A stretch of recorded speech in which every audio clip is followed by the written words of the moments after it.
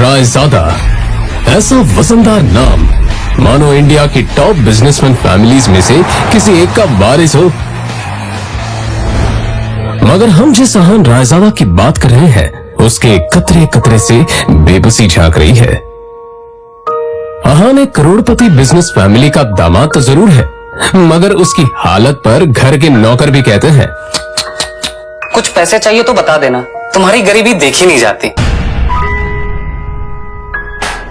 कहने को तो अहान जैसी रिच फैमिली के दामाद सड़कों पर महंगी कार दौड़ाते थे, मगर अहान की लाइफ में 3 चीजें आम थी। पहली चीज बेइज्जती, दूसरी चीज बहुत बेइज्जती और तीसरी चीज बहुत से भी ऊपर वाली बेइज्जती। और हाँ, कभी कभी वो किसी रईस को जब अपनी बीवी को एक महंगे होटल में खाना खिलाते देखता था तो वो खुद से कहता था, एक दिन अपना भी टाइम आएगा जब मैं महंगे सूट में ऐसी किसी महंगे होटल में अपनी बीवी शनाया को दर्शन के साथ खाना खिलाऊंगा। जब वो मेरे सीने से लग के एक रोमांटिक डुएट में मेरे साथ रोमांटिक कैंडल लाइट डांस करेगी ना, तो वहां बैठे सारे रईसजादों के सीने पर सांप लौटेंगे।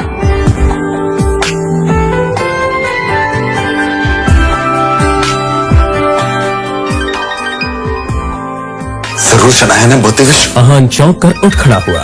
मोबाइल स्क्रीन पर देखा तो शगुन का फोन था। अहान के सारे सपने छूमंतर हो गए। शगुन अहान की बीवी शनाया की कजिन थी, जो हमेशा ही अहान को नीचा दिखाने की कोशिश करती थी।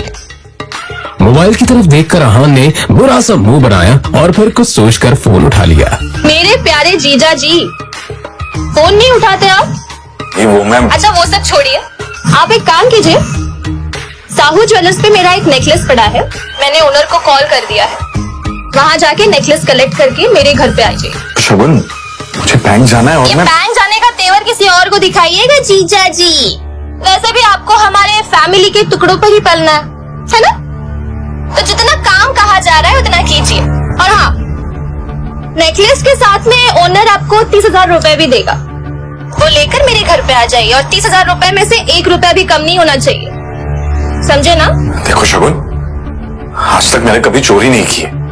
और दूसरी बात यह कि अगर मुझ पर इतना डाउट है तो किसी नौकर को भिजवा के करवा लो। क्या है ना, बहस करने की इजाजत आपको है नहीं, तो जितना काम कहा जा रहा है उतना कीजिए। 1 घंटे के अंदर नेकलेस और पैसे लेकर मेरे घर आ जाइए। और फिर से कह रही हूँ, 30,000 रुपए में से 1 भी रुपया कम नहीं होना चाहिए। बाय। अरे है दीदी को बुलाओ यार, है दीदी।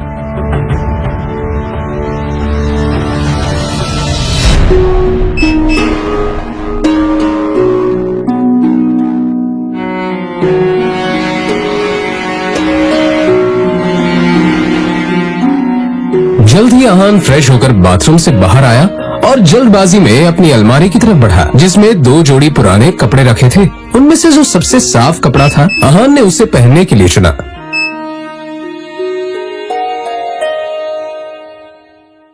तैयार होकर वो बाहर निकला और जैसे ही सामने देखा तो उसकी सांस यामिनी गिल अपनी कुछ सहेलियों के साथ पार्टी में व्यस्त थी। तभी यामिनी जी की एक सहेली ने अपने सैंडल की तरफ देखकर कहा, यामिनी, ये देखो ना, तुम्हारे आते आते मेरा बेल्ट टूट गया चप्पल का। अब मैं घर कैसे जाऊंगी? अरे इसमें टेंशन लेने वाली कौन सी बात है? तुम पार्टी एंजॉय करो, मैं नौकर से कह दूंगी, वो ठीक करवा कर लाएगा। ना ना, मैं नौकरों पे भरोसा नहीं करती। मेरी चप्पल महंगी है, तो एक बार टूट गई चप्पल तो मैं दोबारा पहनती नहीं हूँ। लेकिन क्या करूँ, घर भी तो जाना है ना।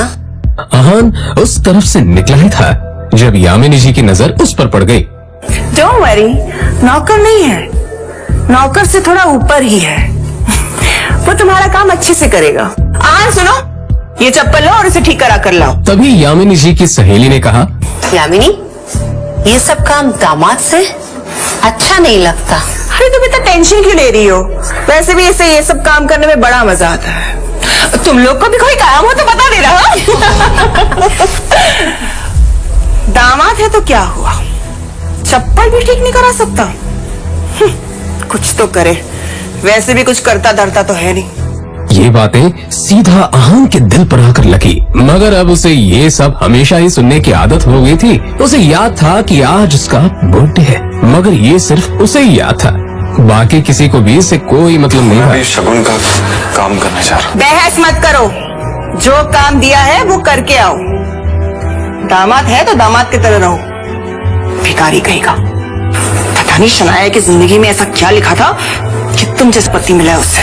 और अब यामिनी जी की सहेली ने अहान को उसकी टूटी हुई सैंडल की स्ट्रैप दिखाकर कहा, ये वाली चप्पल ठीक करना है, महंगी दुकान में ठीक करवाना, समझ में आया?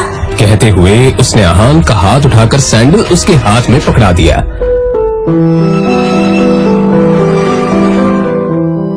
ना चाहते हुए भी अहान को यह काम करना ही पड़ रहा था।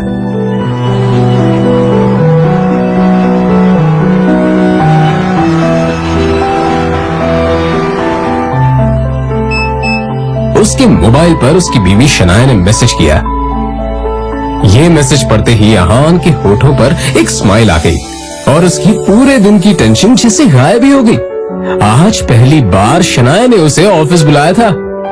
एक वही तो थी उसकी जिंदगी में जिसकी मुस्कुराहट देखकर वो खुद को जिंदा रखता था। शनाया का चेहरा देखे बिना अहान को चैन नहीं मिलता था और उसके बस में होता तो शनाया की हर एक खुशी के लिए खुद को लाखों बार कुर्बान कर देता। रास्ते में अहान को एक फूलों की दुकान मिली।